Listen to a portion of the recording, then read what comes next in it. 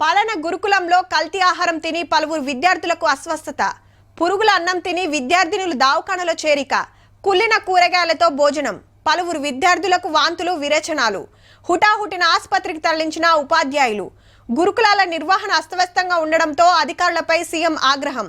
వెంటనే హాస్టళ్ల సందర్శనకు వెళ్లాలని ఆదేశం. ఇగో గిసొంటి ముచ్చట్లే చూసిన మీ నడుమ అన్ని, కానీ గిడ ఏమైతుందో తప్పకుండా చూడాలి అందరూ. చెల్లెమ్మలు ఒగలెన్కొగలు లైన్ గా పోయి డైనింగ్ హాల్ల కూకున్నారు. కొందరు నీళ్లు నింపుకుంటుర్రు బాటిళ్లల్లా. ఇక వడ్డీయంగానే తిని మళ్ళా పోయి క్లాస్ రూమ్ లో కూకొని చదువుకుంటుర్రు. అంతటి ఇట్లనే ఉంటది అంటుర్రేమో. ఓ పారి చెల్లెమ్మల చేతుల్లో చూడుర్రి, అందరి తన స్టీల్ వాటర్ బాటిల్లే. భూతద్దం పెట్టి ఎన్కలాడినా ప్లాస్టిక్ బాటిల్ కానరాదంటే చూడుర్రిగా. నిన్నీయాడ్సంది కాదుల్లో 6 నెలల కాంచెల మహబూబ్ నగర్ జిల్లా హన్వాడ అమ్మాయిల గురుకులంలో ఇదే కథ. ప్లాస్టిక్ ఆటకం చేస్తే అటు వాతావరణం ఇటు పానాలు ఖరాబైతే అని టీచర్లు చెప్తే అందరికందరూ స్టీల్ బాటిల్లే తెచ్చుకున్నారు. జూన్ నుంచి స్టీల్ వాడుతున్నాము. స్టీల్ ఎప్పుడైతే వాడుతున్నామో అప్పటి నుంచి మేము ఎక్కువగా సిక్ అవ్వట్లేదు. ప్లాస్టిక్ వాడినప్పుడు అందులో వామ్ వాటర్ వేసుకున్నప్పుడు ప్లాస్టిక్ కెమికల్స్ అందులో కలిసి మాకు వామిటింగ్స్ కూడా అయిండే.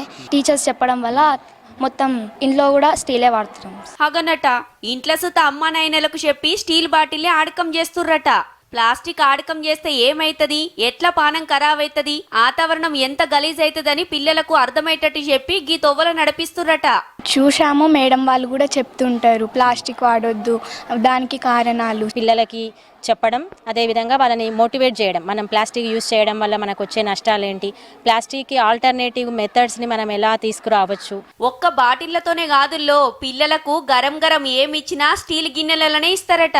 రాగి జావా ఇచ్చినప్పుడు కానీ స్టీల్ పూన్స్, స్టీల్ బాటిల్స్, స్టీల్ బౌల్సే వాడుతున్నారు. అటు వాతావరణం ఖరాబ్ కాకుండా ఇటు పానాలు ఖరాబ్ కాకుండా మంచి ఇకమతి చేసిర్రు పో. గీ గురుకులం చెల్లమ్మల తొవ్వల అందరు పోతే కొంతన్న ఫాయిదా అవుతుండొచ్చు. జర ఆలోచన చేయుర్రి.